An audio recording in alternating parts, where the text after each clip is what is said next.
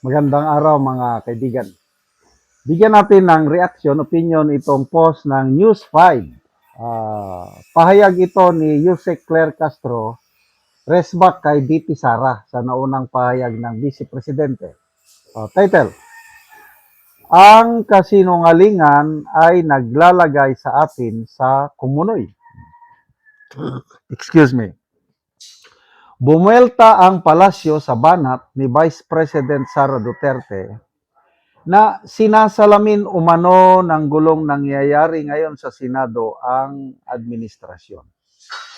Giit ni Palace Press Officer Yusek Claire Castro, ang paulit-ulit umanong pagkasinungalingan ng bise ang maglalagay sa bansa sa kumunoy. Puro paninira lang at pagbabago raw ng naratibo ang inaatupag ni BP Sara. Sabi niya, huwag sanang mamihasa sa pagdudungis ng iba para magmukhang biktima sa ating mga mata.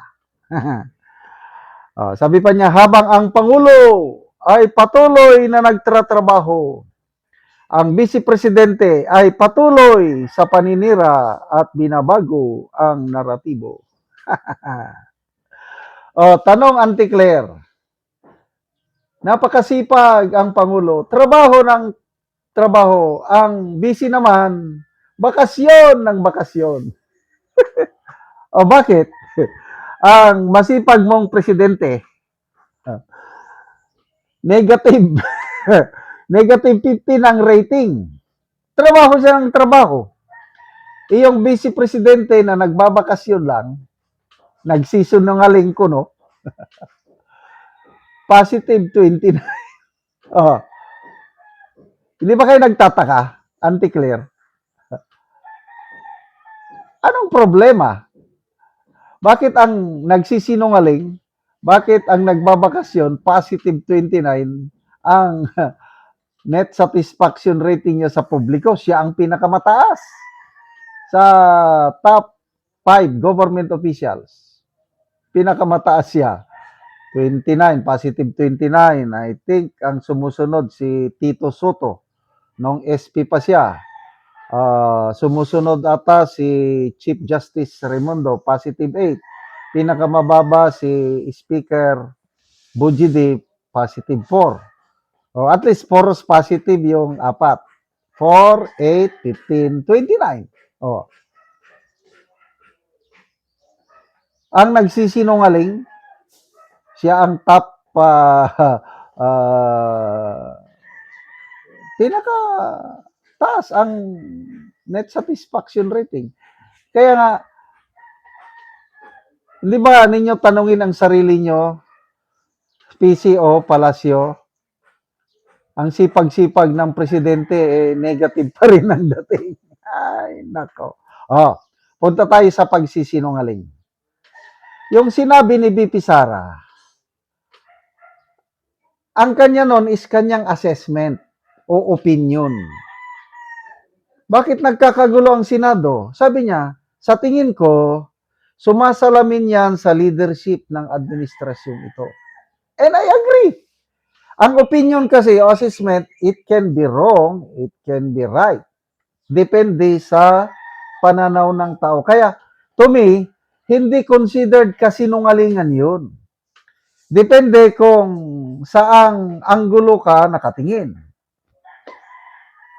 And I agree sa opinion or assessment ni BP Sara. Bakit nagkakagulo ang Senado? It's because of leadership. Sa experience ko, 34 years military service, I have undergone, naging under ako ng mga good commanders and bad commanders. At ang naging lesson learned ko is, walang masamang sundalo. Only bad leaders or commanders. Kasi ang experience ko, pag ang aming commander is mabuti, ibig sabihin, he's doing his job. Lahat kami dito sa baba, yung rank and file, sumusunod lang sa kanya eh. Hindi kami pwedeng makagawa ng masama. Dahil Delikado kami doon sa matinong commander namin. Once nga nagka-commander kami, ito, experience ko commander namin, medyo maraming sideline. May ginagawang hindi maganda, unprofessional.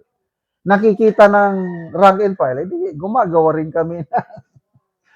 Ganon yun. Sample, sa family. Pag ang padre di pamilya, matino, ang nabantayan ko, ang mga, pati ang wife, pati ang mga anak, magkakaroon ng matinong pamilya, happy family, kasi matino ang parents, o especially amahan.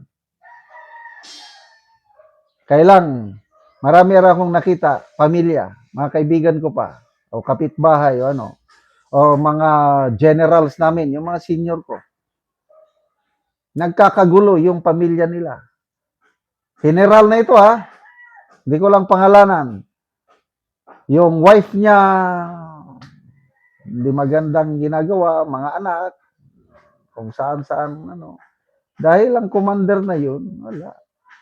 As a father, Kaya lang, I have seen many generals, yung mga senior ko na as a commander sa military, magaling.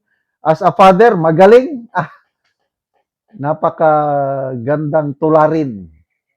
And I tell you, ang idol ko dyan is si General Roy Simato. Marami sila. General Ernesto Carolina, General